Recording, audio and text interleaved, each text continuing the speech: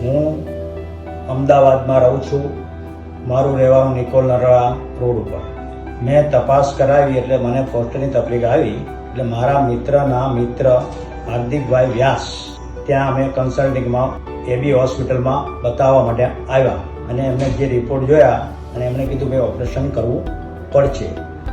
અને પ્રોસ્ટેટની ગાંઠ જે છે એ કેન્સરની છે એટલે કે એ ગાંઠ આપણે કાઢી એનું ઓપરેશન કરવું પડશે. એટલે અહીંયા અમે નક્કી કર્યું અને અહીંયા મેં ઓપરેશન એબી પ્લસ હોસ્પિટલમાં કરાવ્યું છે. અને આ હોસ્પિટલમાં ઓપરેશન મેં કરાવ્યું એને મહિનો થયો છે અને અત્યારે હું એકદમ ફિટ છું, મને કોઈ પ્રોબ્લેમ નથી.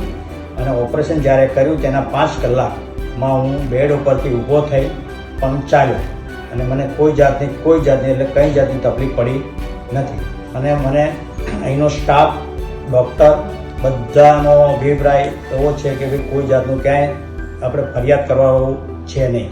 અને અહીંયા પછી મને સ્ટાફે જ્યારે એડમિટ થયો ત્યારે મને અને રોકાયા પછી પણ મને જે ટાઈમસર આપણે જે આપવાનું મેડિસિન, ડિનર કે જે કંઈ આપવાનું આવતું એ બધું મને ટાઈમ ટુ ટાઈમ 2 કલાકમાં મને આપતા. અને સ્ટાફ બી સારો છે, સ્ટાફ પ્રેમાળ છે અને કોઈ જાતની કોઈ પ્રોબ્લેમ સ્ટાફમાંય નથી.